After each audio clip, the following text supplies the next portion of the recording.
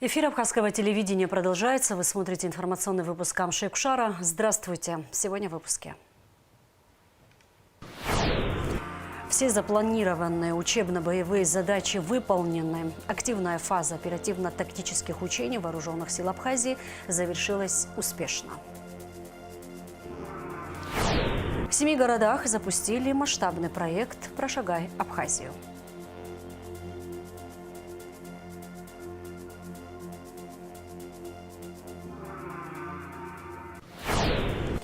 В Национальной библиотеке имени Папаскир прошел День открытых дверей для школьников. –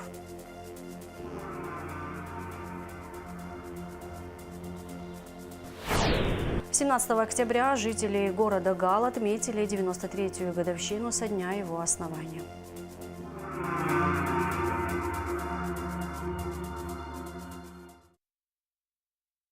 Создана Государственная комиссия по увековечиванию литературного и научного наследия Баграта Шинкуба. Указ об этом подписал президент Бадрагунба по итогам совещания, прошедшего с участием представителей правительства, а также творческой и научной интеллигенции. Возглавил комиссию вице-премьер правительства Джансух Нанба. Открывая совещание, президент отметил, что сохранение для будущих поколений наследия великого поэта является важнейшей задачей государства. В ходе обсуждения народный артист Абхазии Надар Чанба предложил учредить ежегодный фестиваль имени Баграта Шинкуба и проводить его в родном селе поэта Чулоу. По словам Чанба, фестиваль планируется сделать трехдневным, объединяющим поэзию, музыку и искусство. Ведь многие песни написаны на стихи Баграта Шинкуба. Глава государства поддержал инициативу и сообщил, что в ближайшее время будет подписан указ об учреждении фестиваля.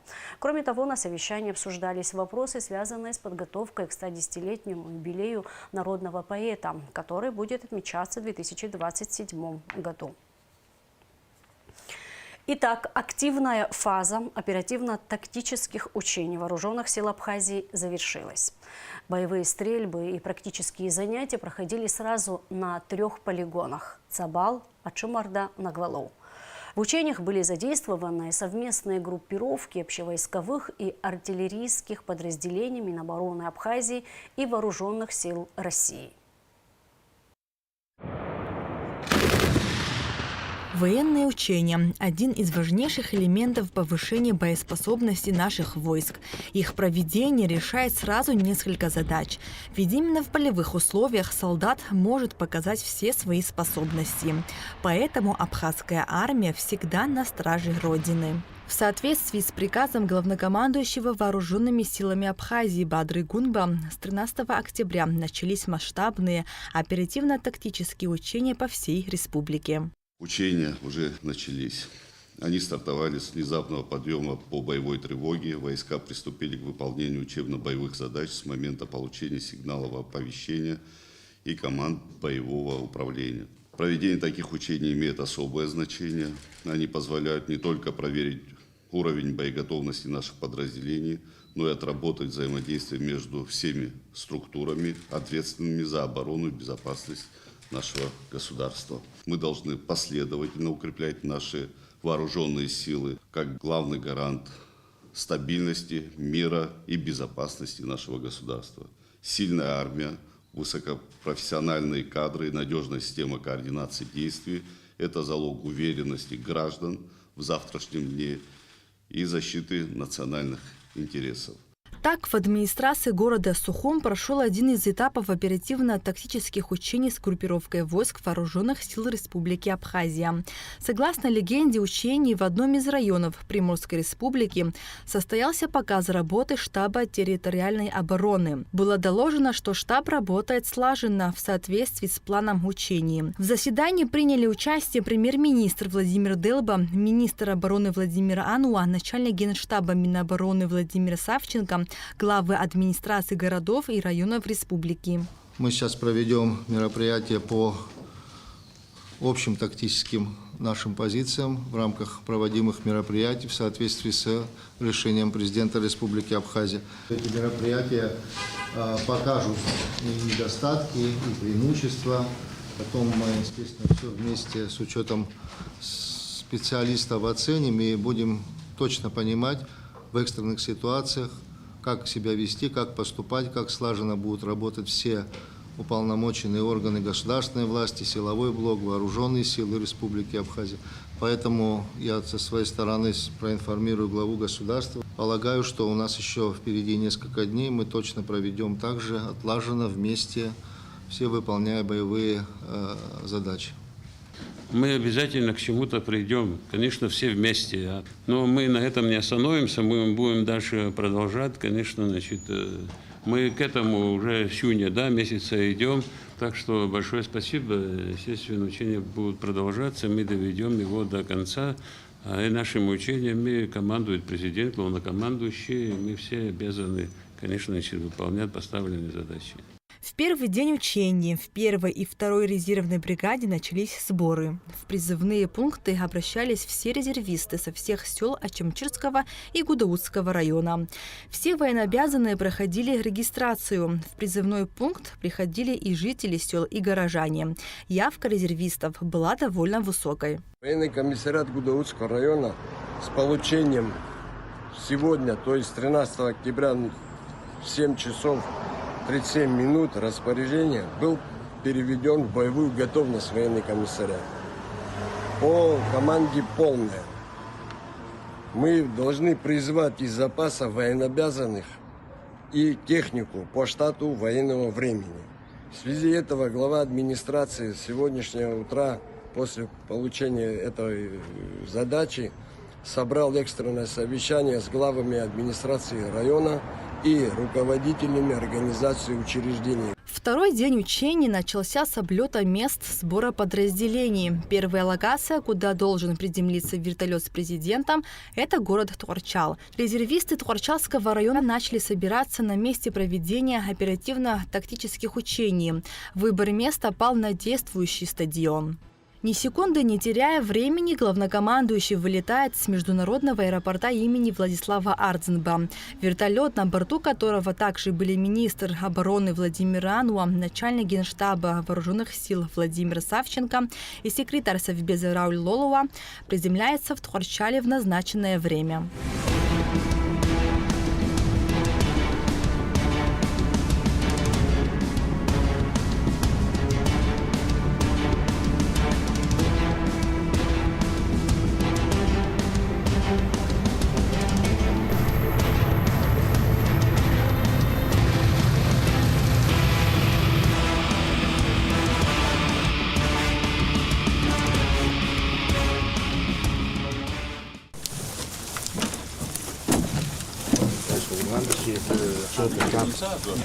Центральной обороны Пашавского района развернут, готов к учению начальник штаба Центральной обороны, глава администрации. Добро пожаловать, благодарю.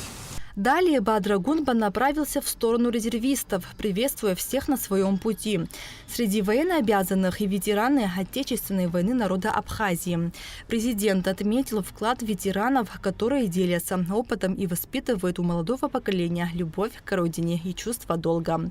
Также он пообщался с медиками, которые часто оказываются на самых опасных участках фронта. Спасибо, что вы в строю. И в период войны тоже медики играли ключевую важную роль. Так сложилось, что и мой однофамилец как раз в период войны находился здесь. Для меня люди в белом халате — это очень храбрые, отважные.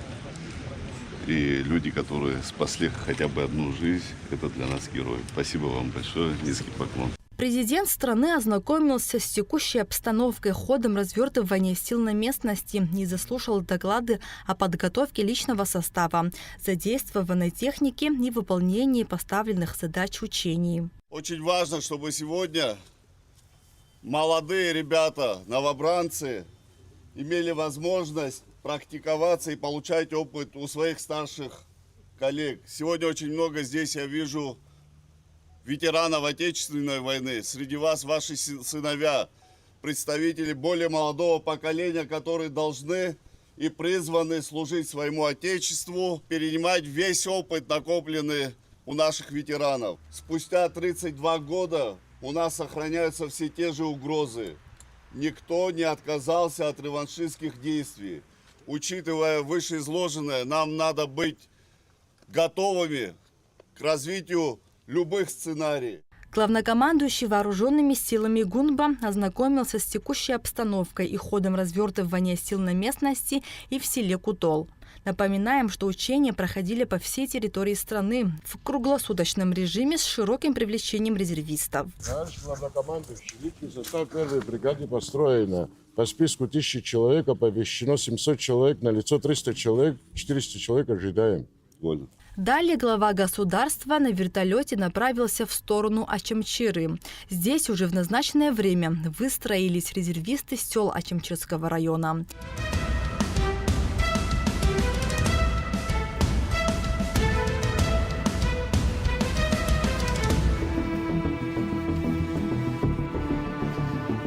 Шерейшим опыша дыра хоярхуна. И что это галачара бипарачац. Апыша рзан хажруб. И ждурот обснакша мукши ими пысо процесс дука.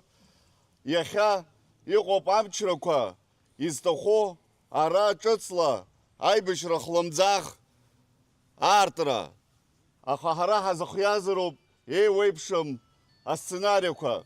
Убри намадана. Яха ими пысо чызоғатыраква зыско. А командирца рейзы қазаша. Росейцура.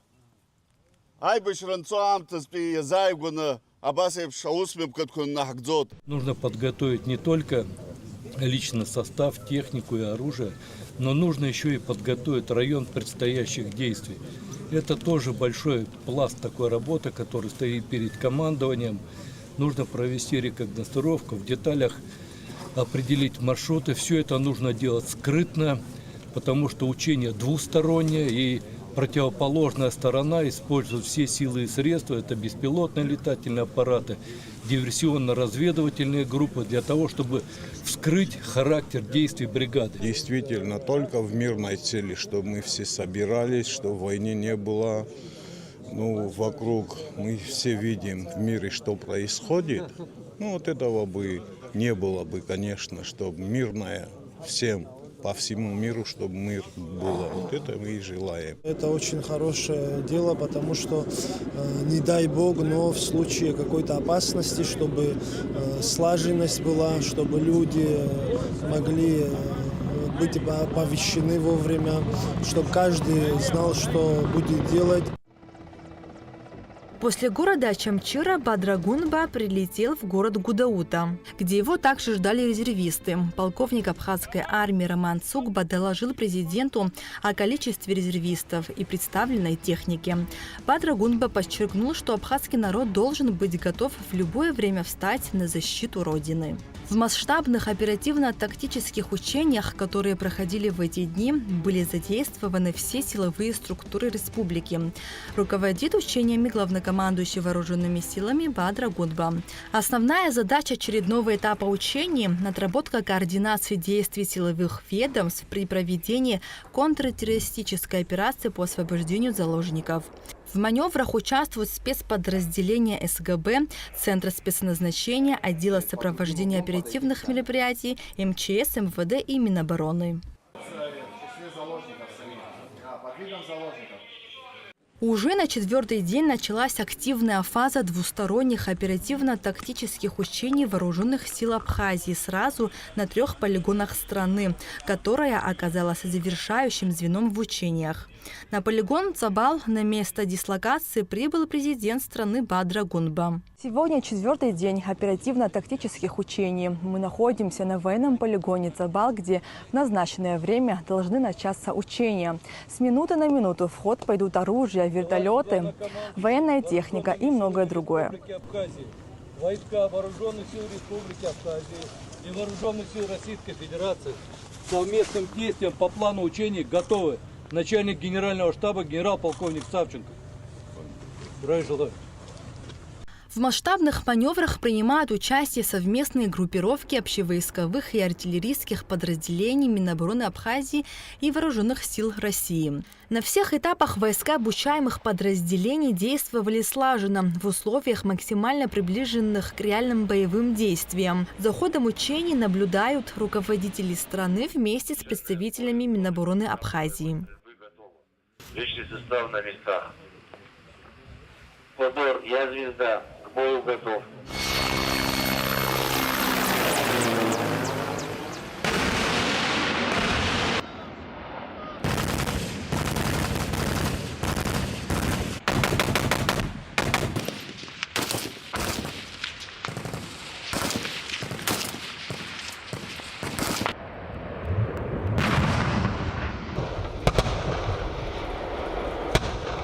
Впервые часть масштабных учений проводилась ночью, что делало картинку впечатляющей.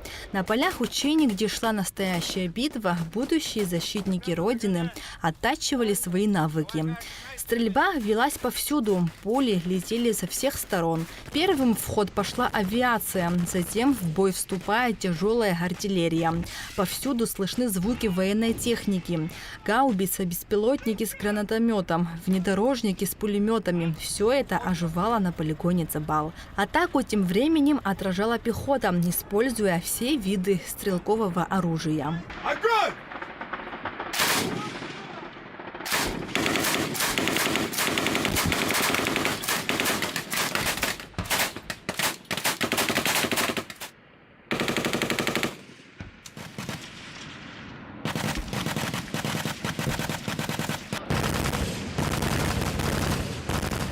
По окончанию команда штабных учений главнокомандующий вооруженными силами Абхазии Бадра Гунба дал оценку всему происходящему. С утра производилась высадка десанта в Гагарском районе на полигоне Ачмарда. Значит, сегодня вечером, значит, одновременно на 3 полигонах Цабал, Ачмарда, Нагвало проходят боевые стрельбы, учения. Значит, вы обратили внимание, что, значит, стрельбы на полигоне Цабал начались еще засветло и перешли уже в темное время суток. Это фактически первый раз в этом году мы, значит, проводим учения именно в ночное время суток с применением ночных и средств, которые позволяют принимать оперативные решения и достигать необходимых целей и задач. Сегодня ведется слаживание, отработка и координация действий между подразделениями. Уже завтра мы завершаем учения и будем подводить первые итоги. Главная задача масштабных учений – укрепление взаимодействия между подразделениями, что и было сделано вооруженными силами Абхазии.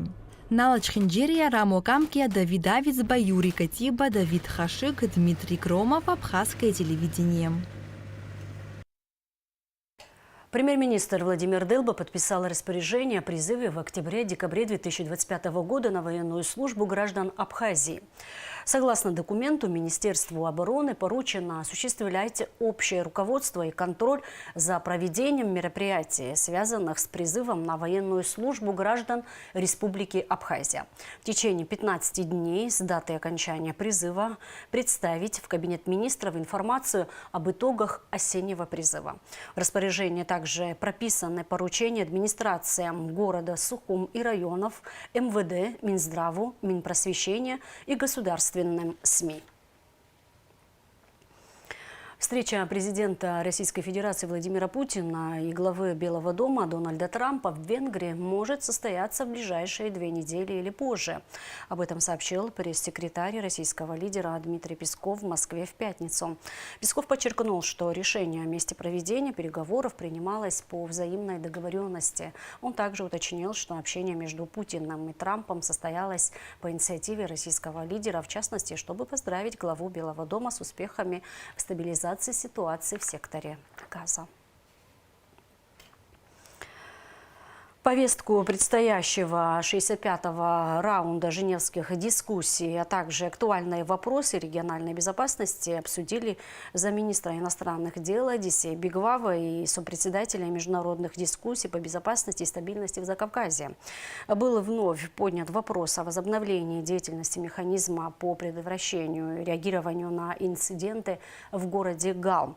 Ключевым итогом встречи стало согласие сторон о приоритетной важности разработки, согласования и заключения юридически обязывающего соглашения о неприменении силы между Республикой Абхазия и Грузией. Кроме того, в рамках встречи стороны обсудили ряд вопросов гуманитарного характера. Спикер парламента Абхазии Лаша Ашуба и депутат Стамур Джопу принимают участие в торжественных мероприятиях, посвященных 30-летию парламента Республики Северная Осетия Алания, которые проходят в городе Владикавказе.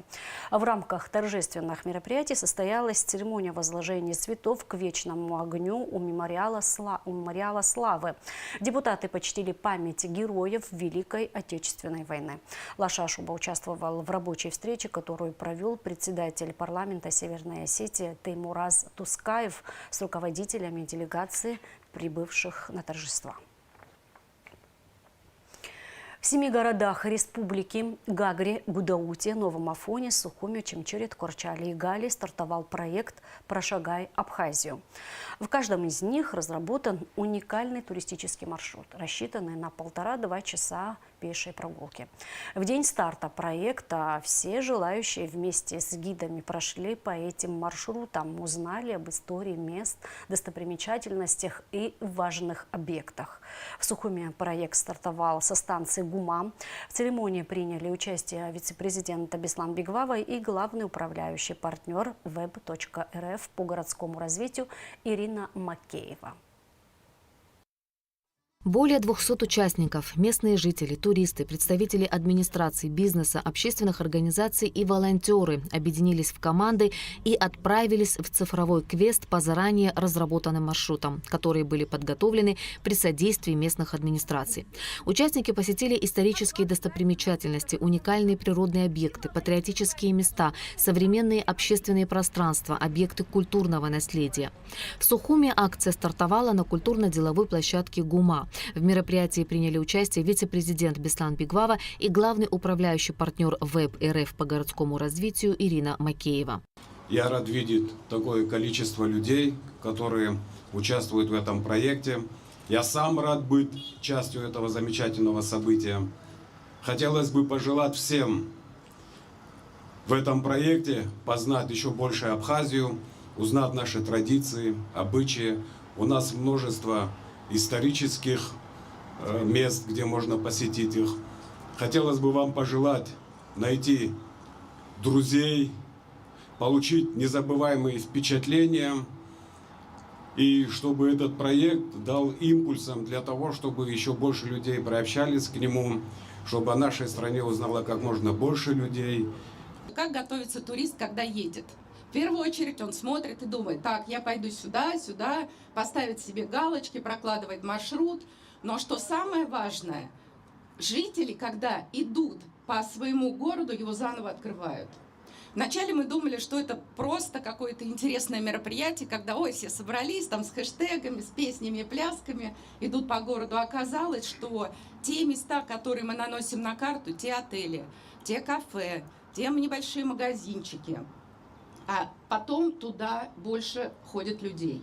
А это развитие малого и среднего бизнеса, и мне кажется, для каждого города Абхазии это очень-очень важно. Проект «Прошагай Абхазию» был предложен Ириной Макеевой во время летней стажировки управленческих команд из республики в ВЭБ-РФ в рамках международной образовательной программы «Команда Абхазии», реализуемой президентской платформой «АНО. Россия. Страна возможностей», и сразу был поддержан участниками. Инициативу реализуют финалисты команды Абхазии. При проведении второго модуля у нас была возможность стажировки, посетить разные города. И вот наша группа посетила город Казань. Мы познакомились с ребятами, с госкомпанией ВЭБ-РФ. Коллеги поделились с нами идеей о том, что проходит подобная масштабная акция по всей России. И у нас появилось такое же желание провести у нас в Абхазии. Коллеги из России поделились с нами методикой, вместе с нами сегодня реализуют данный проект. Мы планируем, что это будет такой добрая традиция, ежегодным мероприятием масштабным. Проект «Прошагай Абхазию» решает одну из ключевых задач современного туризма. Создает актуальный цифровой контент для онлайн-карт, которыми путешественники по всему миру активно пользуются при планировании поездок. Проект призван наполнить эти карты проверенной и интересной информацией, чтобы сделать знакомство с республикой более удобным и насыщенным для гостей. Для нас, как Министерство туризма, очень важно, чтобы все больше и больше новых интересных проектов появлялось в Абхазии, тем более, что Значит, этот проект реализуется во многих городах Российской Федерации. Сейчас он пришел к нам. Спасибо организаторам, тех, кто поддержал нашу команду Абхазию. Вот, спасибо Вебу и вам лично. Еще раз хочу повторить, что, во-первых, это оздоровительный проект. Это классно, когда люди имеют возможность прогуливаться. Вообще достаточно распространено сейчас заниматься спортивной ходьбой. И самое главное, конечно, что это с точки зрения маркетинга, рекламы, достаточно серьезное мероприятие, которое позволит многим-многим людям познакомиться с нашей страной. Спасибо всем организаторам, в добрый путь, успехов и удачи. Высокий уровень организации туристических маршрутов продемонстрировал Тхуарчалский район. Развивающаяся инфраструктура привлекает все больше гостей, чему способствует и открытие новых точек на маршруте. Туристы были в восторге от увиденного и готовы рекомендовать к посещению уникальный своей аутентичностью район. Маршрут начался с возложения цветов к памятникам погибших в Великой Отечественной войне и в Отечественной войне народа Абхазии. Затем у Дворца культуры для них был организован праздничный концерт с исполнением абхазских песен.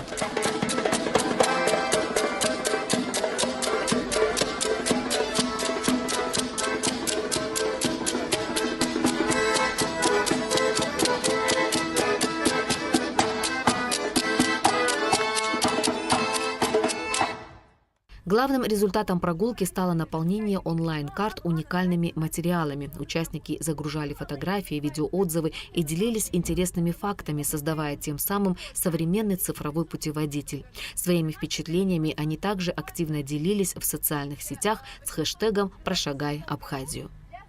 Ирина Аршба, Фатима Гергия, Алексей Агухава, Абхазское телевидение.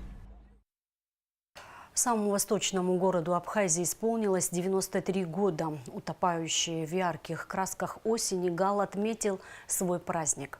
Мероприятия, посвященные исторической земле Республики Абхазия Самарзакан, начались с возложения к монументу павшим за свободу и независимость республики. В торжествах принял участие вице-президент Беслан Бигвава. Гостеприимные, душевные жители города Гал принимали гостей, угощая их дарами осеннего урожая, разными вкусностями, мясом и терпким вином. С утра на улицах и в парках народные гуляния, веселые застолья, песни и танцы. А для детей была организована развлекательная программа. Для жителей и гостей Гала была подготовлена большая праздничная программа с участием артистов абхазской эстрады, детских танцевальных коллективов. Впечатление с каждым разом я вижу, что город Гал расцветает. Сегодня вот такой великолепный, замечательный праздник. Очень большое количество людей, гостей. Люди радостные, я вижу. Что бы мне хотелось бы пожелать?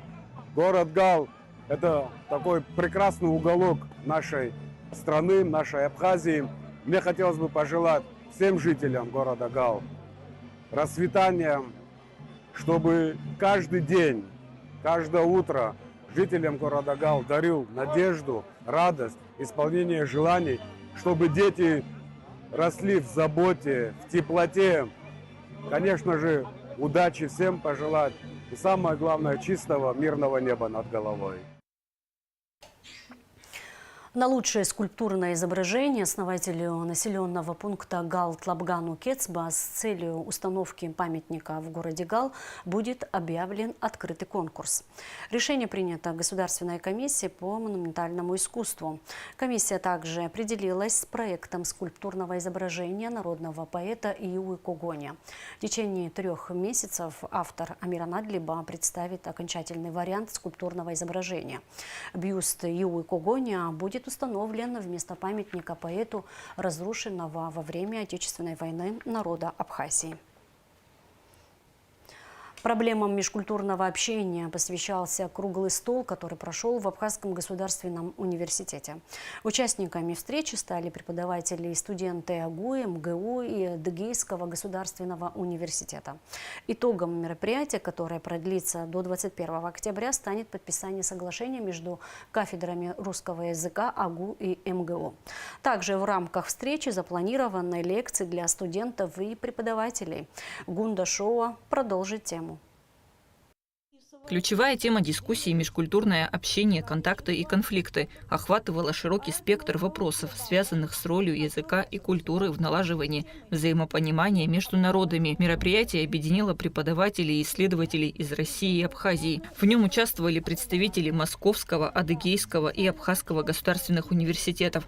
Круглый стол стал очередной площадкой для обсуждения роли языка в понимании культурных различий и налаживании диалога. Очень интересные доклады, которые дают представление о ценностях народа, о культурных кодах, которые заключены в паремии, во фразеологии, если говорить узко.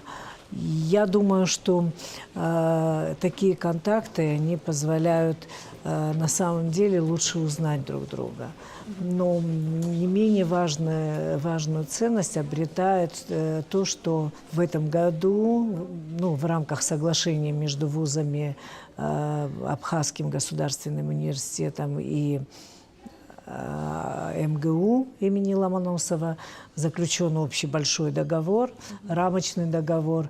Но вот сейчас представитель МГУ, заведующая кафедрой общего языкознания, она приехала с предложением подписать договор между филологическим факультетом МГУ и АГУ.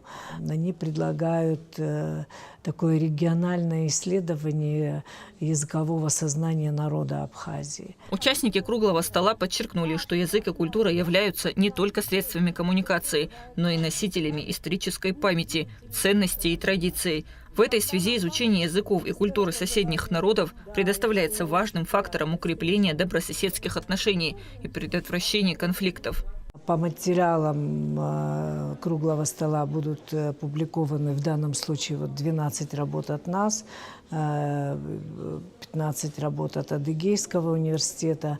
И Адыгейский университет на себя берет издание этих материалов. Они будут иметь огромное значение, потому что на этом круглом столе поднимаются вопросы, связанные с межкультурной коммуникацией. Мы знаем, что мы живем в постоянно меняющемся мире, что вокруг нас очень много народов, языков, и вопросы коммуникации обретают особую актуальность, потому что они позволяют, правильно выстроенная коммуникация позволяет предупредить возможные конфликты общения. В ходе дискуссии были затронуты вопросы влияния глобализации на культурное разнообразие, проблемы сохранения национальной идентичности в современном мире и необходимость развития межкультурного диалога на всех уровнях. Особое внимание было уделено роли образования и науки в формировании толерантного отношения к другим культурам. Когда декан, профессор Липгард, рассказал об инициативе кафедры общего и сравнительно-исторического языкознания заключить дополнительные договоры по отношению к двум университетам, соответственно, здесь представленным, это было встречено Виктором Антоновичем с большим воодушевлением. И это очень приятно мне исполнять некую возможность представления статуса по существу, представления о наших встречах сегодня и которые будут у нас, соответственно, в будущем. Это означает то, что есть не только научная заинтересованность, но и государственная заинтересованность в том, что касается нашей деятельности. Круглый стол стал площадкой для обмена опытом и идеями между учеными и преподавателями из Абхазии и России, способствуя углублению сотрудничества в сфере гуманитарных исследований и образования. По итогам мероприятия участники выразили уверенность в необходимости продолжения подобных дискуссий и дальнейшего развития межкультурного диалога. В рамках мероприятия будут проведены лекции для студентов, а также курсы квалификации для преподавательского состава университета. Кундашова, Камила Джопуа, Абхазское телевидение. Министерство просвещения Абхазии и Российский государственный гуманитарный университет города Москвы подписали соглашение о сотрудничестве. Подписи под документом поставили министр просвещения Хана Гунба и ректор РГГУ, доктор политических наук, профессор Андрей Логинов. Среди ключевых направлений партнерства, зафиксированных в документе, обмен опытом по вопросам образования, развитие научно-технического сотрудничества, совместное участие в национальных и международных программах и проектах, обмен информацией в областях, представляющих взаимный интерес. Стороны подтвердили желание развивать долгосрочные партнерские отношения и продвигать взаимные интересы в сфере образования и науки. Специалисты Центра русского языка начали обучать учителей Галского района основам компьютерной грамотности. Весной и летом в каждую школу Абхазии при поддержке России были завезены интерактивные доски и компьютерные классы. Однако прежде чем использовать новое оборудование в учебном процессе, необходимо подготовить педагогов. Поэтому российские специалисты будут на протяжении всего года заниматься повышением квалификации учителей в районе. В Национальной библиотеке имени Ивана Попаскир прошел День открытых дверей. Учащиеся столичных школ со своими школьными библиотекарями имели возможность познакомиться с работой, структурой и самой библиотекой. Аэлита Арутюнян расскажет подробности. В этот день в Национальной библиотеке оживленнее, чем обычно. Школьники и библиотекари получают новые знания, которые обязательно пригодятся им в будущем. В ходе мероприятия ребята уже заприметили для себя что-то новое и интересное. Сегодня она первая читательница, которая на день открытых дверей, которая книжечку она хочет взять домой и почитать. Именно Сент-Экзюпери «Маленький принц». Она попросила, мы ей даем, мы выдали электронный вариант книжечку ей, мы на руки даем читать. Ты будешь читать его 2 недели, прочтешь и принесет книжечку. Пожалуйста. Мне очень понравились книги здесь. Здесь очень красиво, наверное. И мне очень понравилась книга, которая уже 300 лет. Считаю, что такие мероприятия нужны для того, чтобы читать книги, развивать свой ум и так далее. Очень рада, что попала на такое мероприятие. Иснату Пачкория тоже нравятся книги. Он остался под хорошим впечатлением от мероприятия. Очень много книг разных, много поэтов, которые написали эти книги. Второй этаж понравился. Если мне понравится книга, я приду сюда и буду читать. В мероприятии принял участие директор библиотеки. Он выразил надежду на продолжение такого проекта и пожелал ребятам удачи. Сегодня представлены 4 школы города. Сегодня мы объявляем, и надеюсь, что она будет уже традиционным, благодаря заведующей отделом абонемента Дианы Расимовны, которая задумала этот уникальный проект, пригласив вас, школьников и сотрудников школьных библиотек. Мы хотим вас еще всех выдать по мере возможности читательские билеты, которые изъявят желание стать читателем Фонда Национальной библиотеки. В рамках мероприятия были зачитаны доклады, прозвучали стихи и песни. В основном в библиотеке были ученики 7, 8 и 9 классов. На каждом этаже у нас есть свои отделы Национальной библиотеки. Начинается у нас с отделов регистрации. Регистрация – это регистрация читателей, которые посещают нашу библиотеку. И далее у нас есть фонд хранения. В фонде хранения дети увидели, как у нас книжки раскладывания, как у нас книжки лежат, как у нас книжки можно найти. Еще у нас есть такой фонд, который редкий. Этим фондом более 300 лет. А эти книжки тоже мы им показали. В ходе мероприятия участники познакомились ближе с работой структурой и самой библиотекой.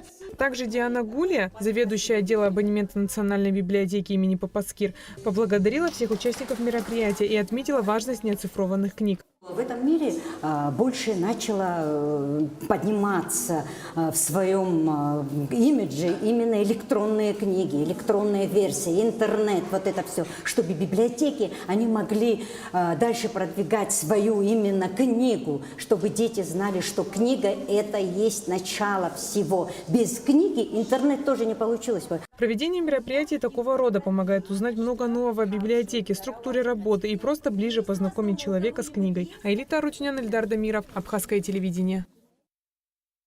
Второй очный этап конкурса «Навигаторы детства Республики Абхазия» прошел на базе Сухумской горской школы номер 10.